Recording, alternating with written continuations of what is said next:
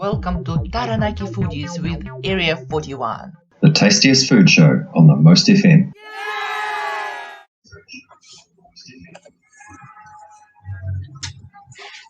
Hello everyone. We are here in the studio of Taranaki Foodies with Area 41 on the Most FM. You know what? It is the tastiest food show on the Most FM. We are Olina Williams and Warwick Foy, local foodies and broadcasters. And we have amazing guests today with whom we're going to talk about food, garden, hospitality, and our beautiful Taranaki. And of course about people involved in all of this. And of course about music, because we are a radio station. So our videographers today are Ollie Foy and Nathan Griffiths.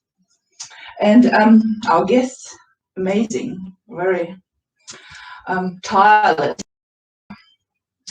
known by and loved by many, Geetha from Migrant Connections and Anupama Kutty. How about we listen to some music first? So the first music piece is...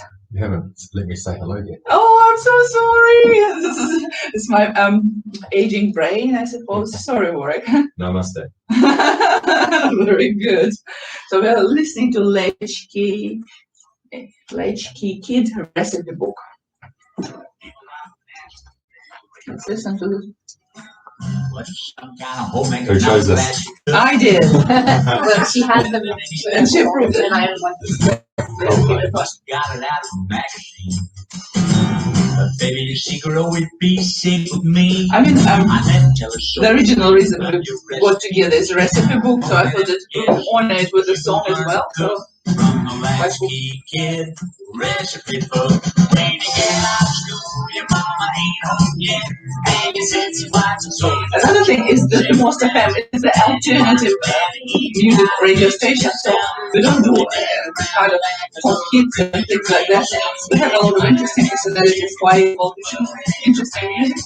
Or a two shows. One is the Long Play Show, which is about albums, long playing albums, and also you do the live gigs where you interview musicians and let them choose the playlist, so which is really cool as well.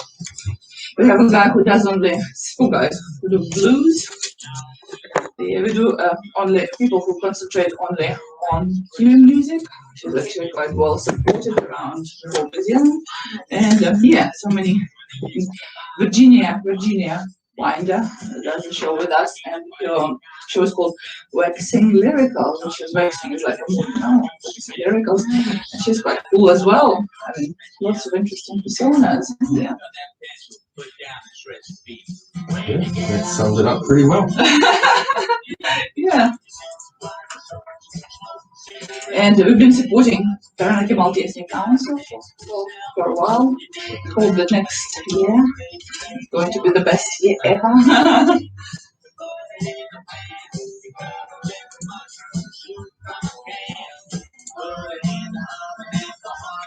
So, Anupama, if you would choose the music, what would be your first song that you would play? I quite like eclectic music, so I don't have a specific type of genre that I listen to. Anything that sort of is soul catching, I think that's what I normally go for. I do love blues, I do like jazz, I love music from the sort.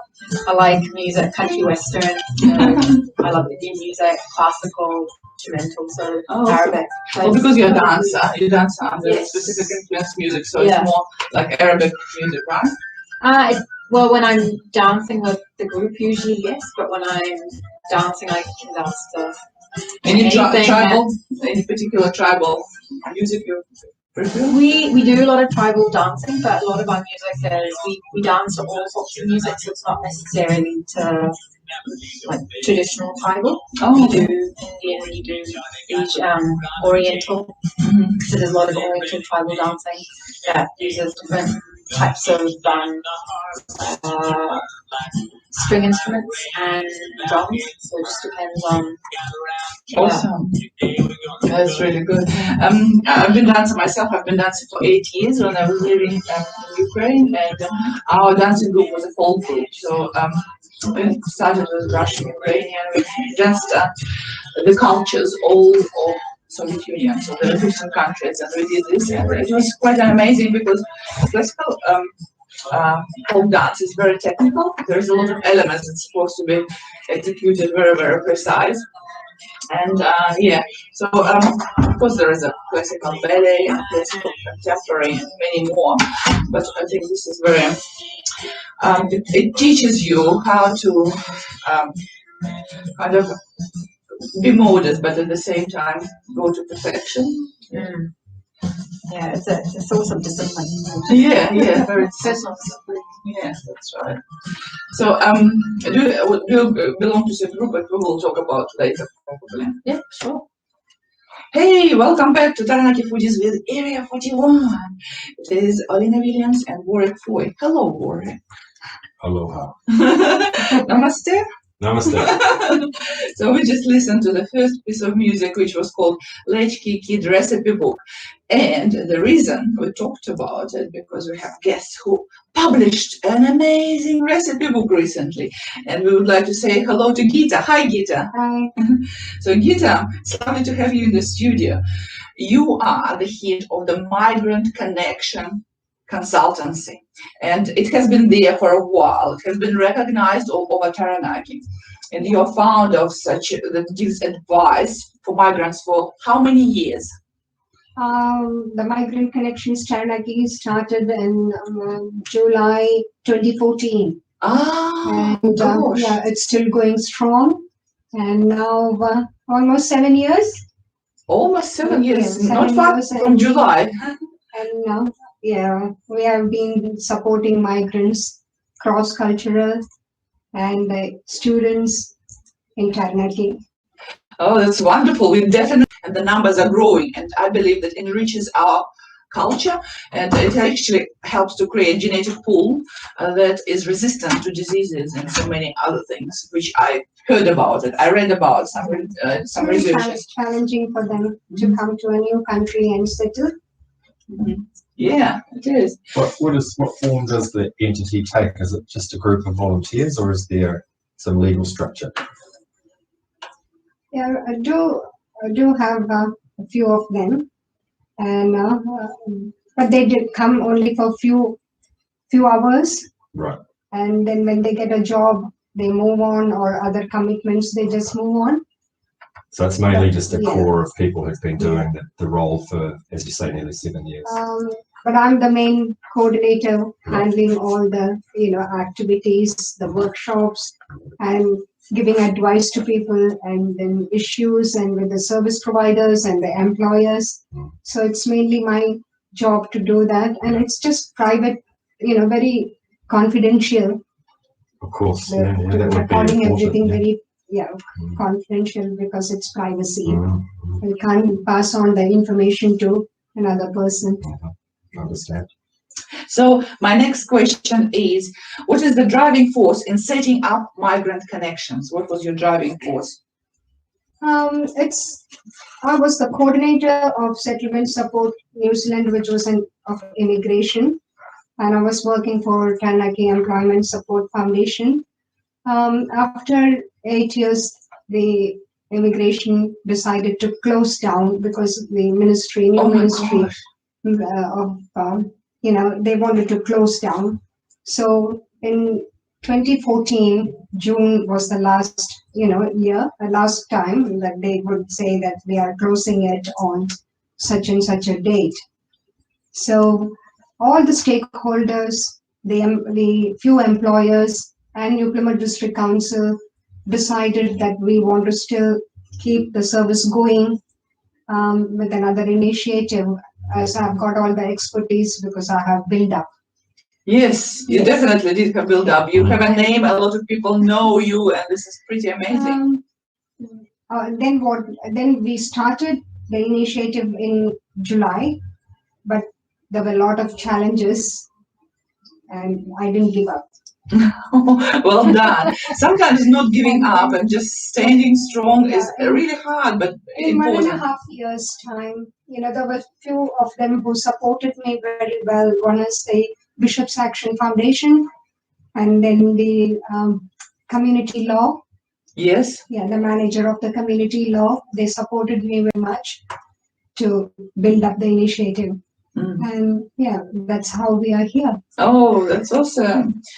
The reason we got together today, because your agency, which is actually nothing to do with food, issued a recipe book. How lovely is that? We are foodies. We love when people cook, share something, talk about it. So your ethnic cooking recipe book was quite well received. Just tell us about the project. You want to know about the book? Yes, tell us what inspired you to create a book. Where did you get the name? Who helped you with it? Yeah, its main thing is, it's my idea that I wanted to do something for the people of New Zealand. And it's the time, the pandemic time, I know that everyone started cooking at home because they can't go out and eat. That's true. Yeah, so I decided to start off with all the countries' recipes, and some of the migrants supported me, and some of the migrants were, from the settlement support contact, and we all put together the booklet, and I was the main one who compiled it. But I had Maria Carcamo, who's a volunteer, and Cherry Jarwan, and Anna Pepperell put together the booklet. And Anna Pepperell was the person who edited the booklet. I could tell. Yes. I knew. So you received the book. Style. Oh, you know Anna. I know. She's Anna's a lovely person. great. She's great. Oh, She's so that's good at what she wonderful. does. Well, it's nice to have the community effort to create a community recipe book, isn't And it? my daughter throughout supported me. Anupama, well done. We have a lot of people. Any initiative when I start, she's there to support and help me with it. Yeah, when I was little, I thought that it was like a slavery, but obviously it still exists. She's a driving force. She says, "Mama, do it." Yeah, well done. We have a very different family culture where we've always supported each other with anything that either of us have wanted to do. So it's always been encouraged towards me. So it only feels right to be supporting the same thing. Here's a thought. I can say this because I'm a European New Zealander. So from that perspective, we only usually hear negative things about immigrants. Yeah. There's too many immigrants. They take our jobs, all the rest of the other stereotypes. Yeah. But here's a chance to acknowledge that I will say personally, I love immigrants because they bring so much colour, so much culture, new ideas, and they brighten up our life. And as such, generally, because they've had to take the step to leave their own country and move here, they're generally fairly optimistic, go-getter people. So I love immigrants. And it's also more of us in the studio. It's In a short period of time, we launched the booklet on 30th of April, and I've sold out distributed, given out around 410 already. Correct. Wow, So now I'm great going to result for small Taranaki. Well done. reprint the booklet. Yeah. So, what recipes did you submit? I like almost all the recipes. I enjoy chicken curry. Okay, in the chicken booklet, curry. and Yes. then there is aloo paratha, which is my favorite, It's and, potato something. and fish cutlets. Does the chicken curry, is Yeah. it similar to any kind of chicken curry that we would be familiar with? It's not butter chicken It's curry. not butter chicken. Thank goodness. Because I know New Zealanders love butter chicken curry, but the recipe is in the Yeah. booklet. I don't love it.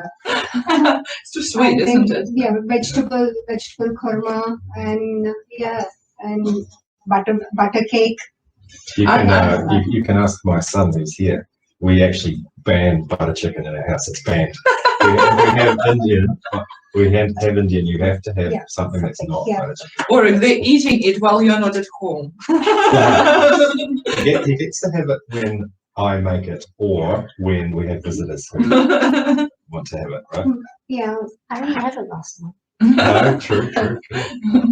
Oh, that's I know that everyone will enjoy the recipes from all different countries. They'll try, and will be a good experience for them. So I submitted 2 recipes, and I was so thrilled to see them. It was one of them is a Russian borscht, but because I represent 2 cultures, it was one from Russian culture, and another I felt obligated to do a Ukrainian recipe. So Ukrainian recipe was a dessert, and it was so easy done, and it's called tinda. And I was thinking, how do I attract attention to my recipe? Let's call it tinda. We'll try. But this is very similar to what it is called in Russian or Ukrainian in Eastern culture. So it's something that you collect dry wood to start the fire, basically. So, Geetha, how many people contributed to the book?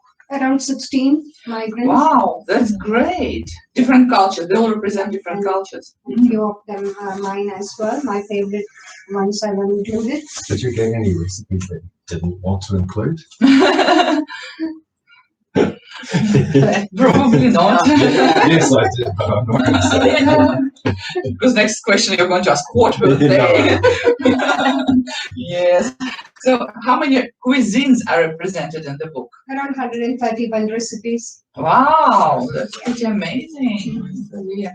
And there are a lot of people from these countries live in our beautiful Taranaki. So please, people, if you wanted to have a copy of this book, contact Migrant Connections, and Geetha or one of her very devoted volunteers will give you a copy. So I also have heard that recently you've been involved in an interesting new project. That's the reason why we're having interview today, not 2 months ahead. So it is a laughing yoga. Yes, it's class. called laughter yoga. Laughter yoga. Yeah. Okay, tell us about it. Yeah, it is de-stress. Distress. Okay. And it's very, very good for the pandemic time, that how people are so frustrated and, having a lot of challenges. So it's the laughter yoga helps a lot. Oh, And wow. yeah, I have done that myself, and I think my daughter Yeah, I has have done as well. that as well. So I could give a small little bit of my own personal experience here. One thing we all forget to do when we get stressed and when life sort of just everyday life kind of gets to us is we actually forget to stop and breathe. Forget to smile. And smile. And the yoga, I've gone to a few of these sessions, and one thing I've noticed is it's an hour and it's a lot of laughing and a lot of breathing, and it's amazing how you feel the moment you walk out of it. And yeah, I would recommend it as well. You come out as a different person. Yeah. Wow, happy person. Yeah. Of course. In Russia, we say that the 8 minutes of laughing is equal to the positive effect to your nerves and the 200 grams glass of sour cream. I don't know where Russians decided that one glass of sour cream is good for you, but obviously fatty substances are kind of nourishing your nerves, nervous system, and things like that. So here we go. No calories, 8 minutes of laughter, and if you go to the laughter yoga, you'll probably have several mugs, kilograms of sour cream in one go, and with no calories. This is so great. Yeah. So where is it happening? Yeah, it is at Tahi, which is one Devon Street East. Okay. Yeah, Mm. and Where it's is that? run by the Ayurvedic and naturopath Dr. Asim Gautam. It's not far from BNZ, right? Oh, yeah, Yeah, that's where it next- turns from west to east. Isn't it? Yeah, it's just right next door to I think it's a perfect time to listen to our second music piece, and it gives an insight what we're going to talk about later. It's called Tiny Dance. Tahi Yes. on 29th from 4 p.m. to, Yeah. Yeah. We can do it at the very end And, to, yeah, to shout out about yeah. it again. that's right. on the break. Yeah, we're doing so well. So who wants to try the chocolate? So it's chocolate with rum. It's only a small amount of rum, so child under 18 can try have it. If you ever need any trustees, I would be happy, excuse me, next year to be a trustee if you ever need. I've got quite a bit of trustee experience, and I'm finishing on 3 boards this year. Oh, are you So, finishing yeah, your I report? am, yeah. Good. How's going to be about you? Oh, right. Good. Yeah. It's got a nice bitterness to it. Isn't it Madrid? Yeah. Mm. Isn't it Madrid? Yeah, I'd love to It's help dark out chocolate. if you need it. Mm. Which one is yours? This one is yours? You spend quite a lot of time accessing grant money because that's what these kind of organisations Yeah. always There's do. quite a fair bit of that. And you get quite good at it, or you need someone who is quite good at it. Yeah. But not. What if you can join our multi-ethnic council? Because we need to. Next year I will. Will you? Oh my gosh, I'll support you. And you'll support me. How do you get onto it? I'll just join the council and then during the voting process, you can nominate yourself to be an executive. I'm sure other people will support you because you have a lot of experience. I'll let you know when is our next meeting. And yeah, Lance is already there, he's the vice president. Yes. I think that are you a member at the moment of the market? No. No. Because I think you have to be a member for a year Oh yeah, that's good. before That's good. they go. That's what I've heard anyway when I used to. I'm sure you can interact with them. afford $5. Just put me off. Only for the I've never heard of Hashin Talapa. It's husband of the lady who was an admin of the extravaganza last year. Oh, Marcia Perini, I know her husband. What's her husband's name? What's Marcia's husband's name? She passed away. Marcia, that's fantastic. I used to work for them at Spartan College, yeah. Geetha? Son is Eli. but- Eli, yeah, we don't. Please. Marcia's Mom? We used to call them both. Marcia's last name is Taranaki. Yeah, yeah. So I don't know.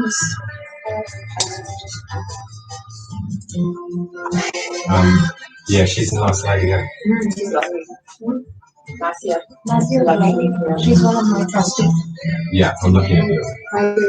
She's trusted. So listeners are going to want to know, with COVID, has your work reduced? Can I ask you that question? Has it? With COVID, has your workload, has it reduced or has it increased? Workload, coding. What do you mean? The workload you mean? Your Yeah, work, For because migrants, immigration. more compared to normal time. Oh, has it really? Because we did 120 packs for international students, for farm workers, and for hospitality, and Like a food parcel. sorry people as well. Yeah. So international students, they have a lot of issues with time. If they didn't go home. Then we had a big lunch for post-COVID lunch actually for and we did a lot of workshops for people, passing the information from all ministries, health, so Zoom meetings. There was a lot of other work involved rather than one-on-one when people come. I think that we should ask the question because that's really interesting. That's right. Because we don't really know much about. Or this civil defense information has to be, distributed to everyone. It's too much. Even now, the work is compared to normal time. Do other regions have organisations? Similar. Is there something like migrant connections in other areas of New Zealand? No, that's special. Isn't it? Probably not under the same name, but maybe something No, similar. that's not like the services what we do. The other services have providing them like Citizens Advice Bureau. Oh, we should They provide some service. different. But it's not like a person giving one person giving advice and handling the issues, because I work with all the service providers as well, like all the service providers who deal with some if there are issues and but Citizens Advice Bureau is run by volunteers. Oh, awesome. Okay. Welcome back to Taranaki Foodies with Area 41, the tastiest food show on the Most FM. And we've been listening to this tiny dance music, and we were talking about Geetha's dedication to helping migrants. And she said a wonderful thing of air, and it was born from Warwick's question. Warwick, what did you ask? I just wondered what the workload was like given the COVID situation around the world, and my perception, and perhaps the listeners' perception, is that immigration has reduced greatly because of COVID, and so perhaps your workload has reduced. But I got a different answer to what I expected. Yes, so you help a lot of migrants. You provided food packs for students, for different ethnic communities. So you were really busy during COVID, is that right? Yeah. Awesome, well done. So, Anupama, there's a whole lot of questions towards you. So, you're well known in Taranaki region for your involvement in Taranaki Multi-Ethnic Council, and especially in organizing Taranaki Multi-Ethnic Extravaganza. Tell us about your experience there. I did that for 3 years. I think that was 2016 through to, if I remember right, 2018 was my last year organizing it. And it's a beautiful project to be part of. I myself am a dancer. I love performing, and to be able to put on a day that Taranaki Multi-Ethnic Extravaganza is wonderful. You get a good flavor and a display of beautiful costumes, people putting on, bringing a bit of their own identity and their own flavor, starting with a wonderful procession up Devon Street East, and then we head off to the it's been at the TSB not TSB stadium, but at the racecourse the last few years, and we have beautiful food and lots of art and craft, as well as performances on display for about 4 hours. So it's a lovely way to spend a Saturday. Yeah, It's just one always of my enjoy favorite events. Yes, everyone feels really warm about it because it's free, it's not for profit, it's just to celebrate every community we have. It's not about advocating, because there are a lot of agencies advocate, but it's to celebrate, and it's pretty amazing. Yeah, and that's what, New Zealand is a country, we are diverse, and as a region we get to put that up and put it on display, so it was a wonderful project to be part of. The most striking thing that Anupama actually introduced herself as a dancer, but she's an engineer. How cool is it? So you have a double degree in biochemistry and also in microbiology and engineering. Yes. And engineering. Can we ask where you work? I work for a company called Top Generation. So we produce power and sell it to the national grid. Yeah, so to downstream customers whoever needs. I'm thinking you're not producing it from burning coal, though. No, not from burning coal. We've got our big brothers, so they help us out.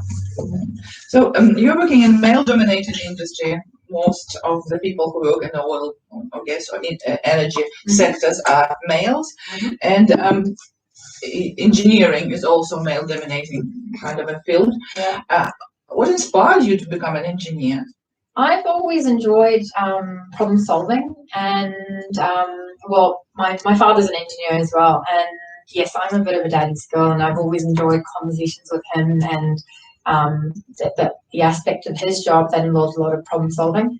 So the more we talked, the more I was sort of like, yeah, I can see myself doing this, and I really enjoyed that aspect of it, and the more I did it, it's always been challenging. I'm not going to say that engineering is an easy thing to get into, but it definitely, for me, it feels like it's a great achievement, and it's something that I come home after a day at the office and sort of go, yeah, it's got its ups and downs, but I really feel like I've had a challenging and fulfilling day.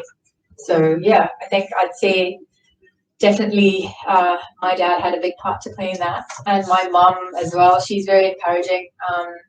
she's all about, you know, being independent and standing, and there's no job out there that's specifically for men or for women. We're all capable of doing our bit, and we're all smart individuals, all of us. So just put the effort in, and you'll find your path.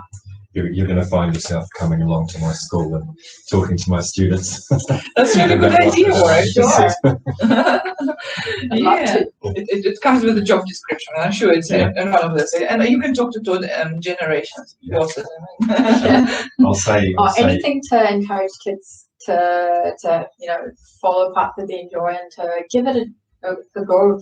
You don't know when you're young and you haven't got a lot of exposure to the different kinds of careers out there, you're quite unsure, and so having someone who can help you to work through those questions is always I was glad I had that at home, but not everyone has that at home, so it's important to.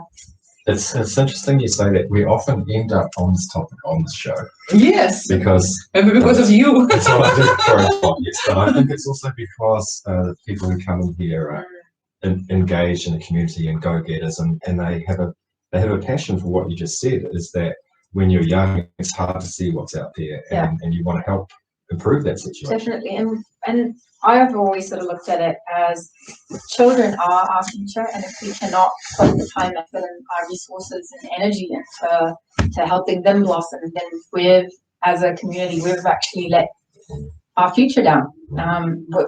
We only get a short sort of time frame to do our best, but if a big part of that is not looking to the future and encouraging the next generation to blossom, then we've kind of missed the plot a little. What I always say is, what's the point of everything they do at school if that part's missed out? Correct. What's the point? Yeah. My mom used to say, who was a teacher for a long time, more than 30 years of experience. Once I asked her, should I organize a birthday party for a child or not? Because, I mean, it's also efforts, and when they're little, they probably don't understand it much. And she said, well, you have only 16 chances in your life to organize a good birthday party, because after that, they probably wouldn't want it from you.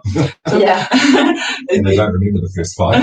And anyway, it's true, because as Anupama said, we have only a few years actually that we can shape someone's mind in a good, positive way without being too harsh on it. So it brings me to the next question. I know that you've been involved in a very honorable charity, Big Brothers Big Sisters. Are you still doing it? Yeah, I'm still involved as much as I can be at the moment. It hasn't been as I guess as frequent, but still, it's definitely one of my biggest passions. I think it's important that children have mentors and support from the community. And I love what Big Brothers and Big Sisters do.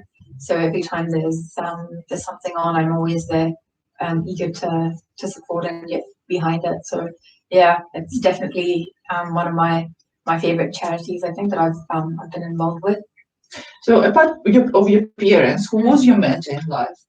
I've had quite a few different mentors throughout my life, and I think sort of saying that you go through life with one mentor is actually, in some way or the other, you're stopping yourself from growth and development.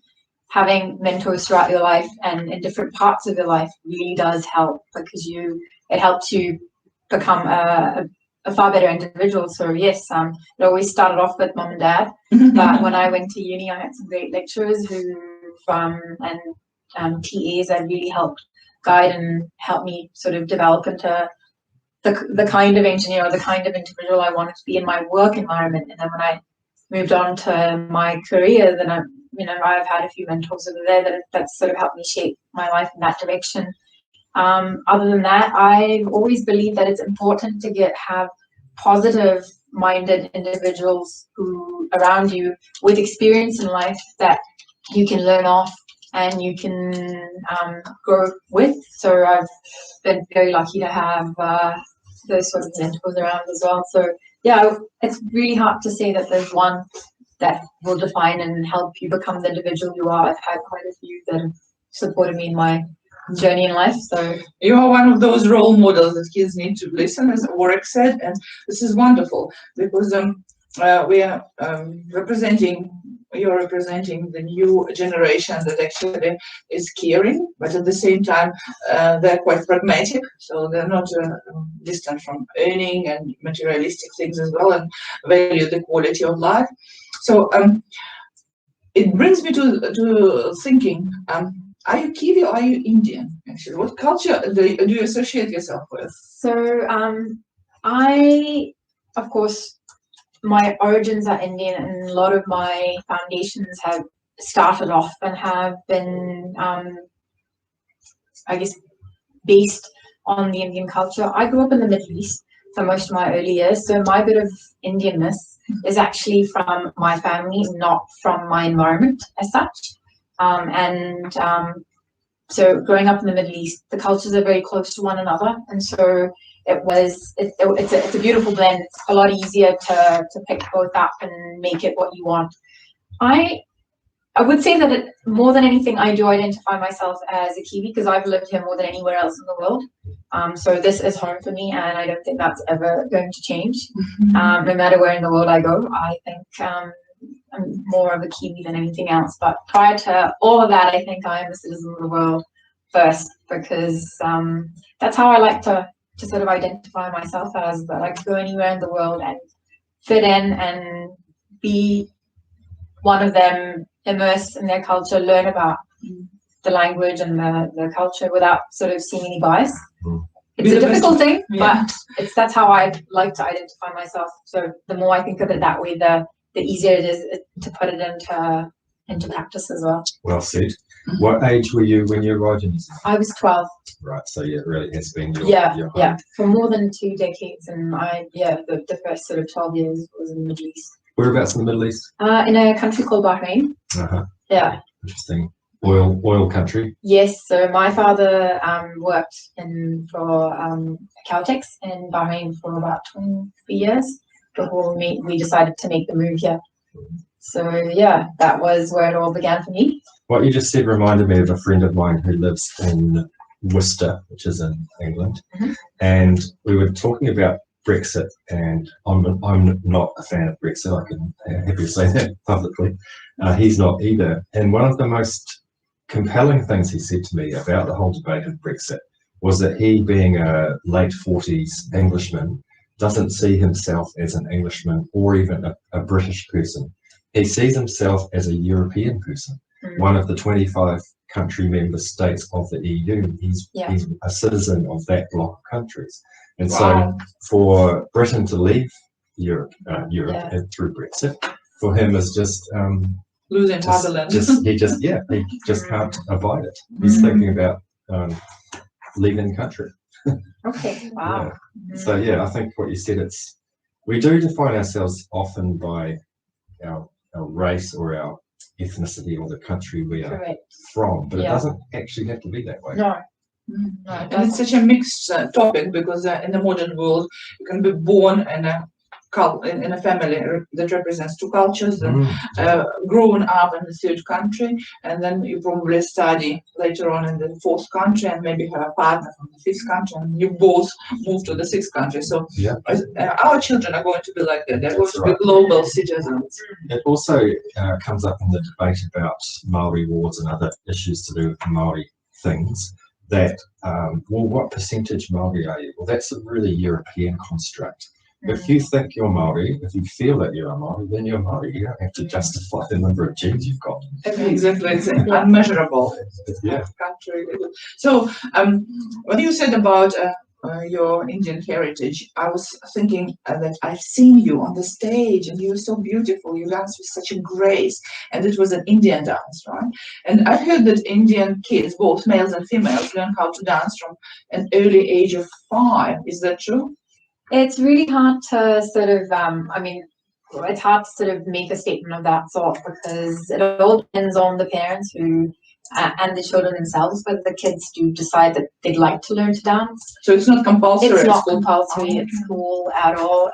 It all depends on, whether the kids are sort of love music, and if parents start seeing that the little ones are sort of getting up and moving to the groove at a younger age, sometimes they might encourage them. I know at school like you'd have here, when I went to school here, it was, you know, you have your cultural days, or you'll have days where you have festivals on, and like the kids would get together and they would put on a show.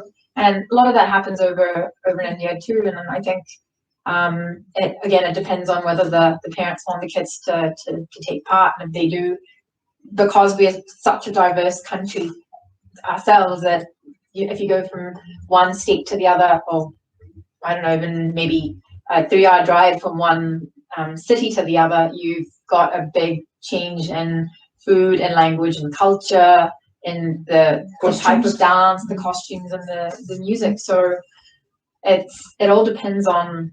It comes naturally to celebrate all this as well. Yeah, and then there are those that are into music as well. So it just depends on. Well, the other thing I wanted to do, to give a little bit of a heads up for the guest, it comes in 2 months, and it's Giles Chocolatier. So Given Giles, who is a local chocolatier, and we tried his rum balls. Is that correct? Does it sound not dodgy? Does it sound okay, Warwick? It does. You said it. So how was it for you? How did the rum balls? Yeah. Well, I didn't know what I was eating. Okay. So when you don't know what you're eating, so I actually thought it was looked like cinnamon bark on the outside. So I was expecting cinnamon, but it was a dark, bitter chocolate, which I like, and the texture was not silky smooth like your Cadbury's style. It was a little bit, how do I describe it? Not chalky, but there was a bit of texture running through it.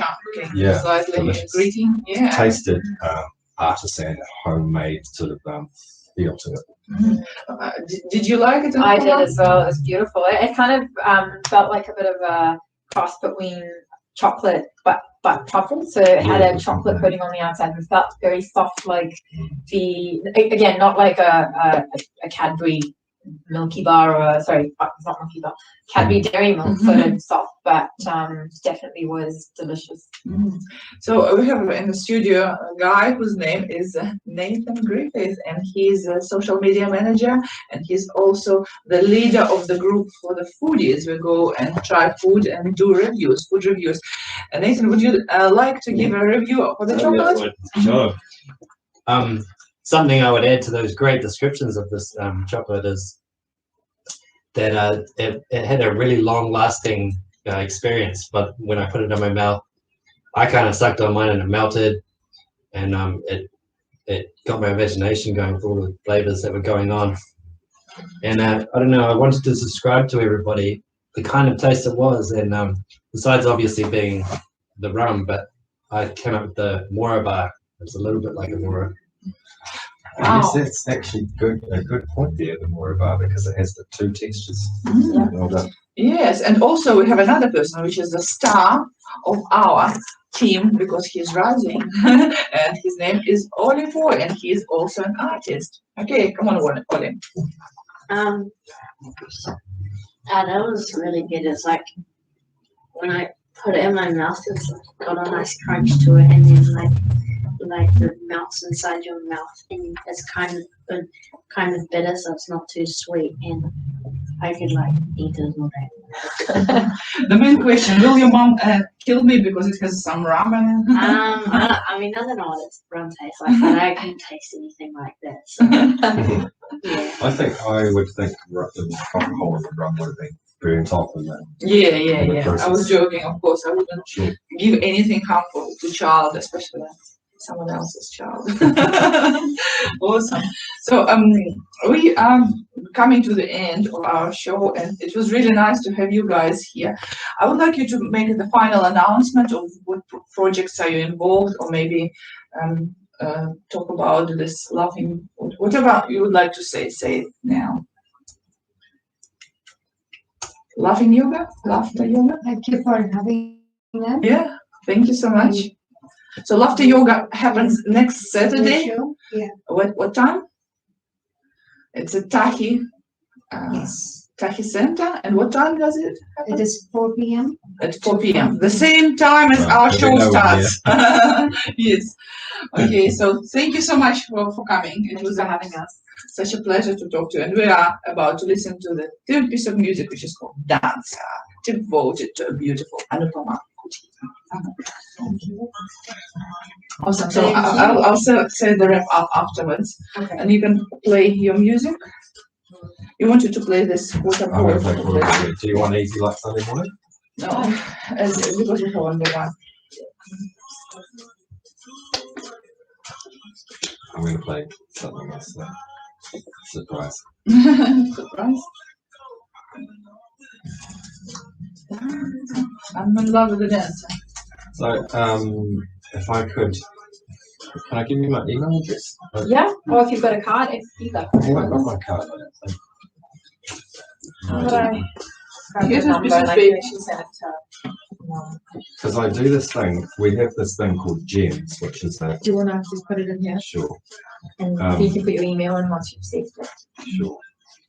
It's much better than pieces of I always use pieces of paper.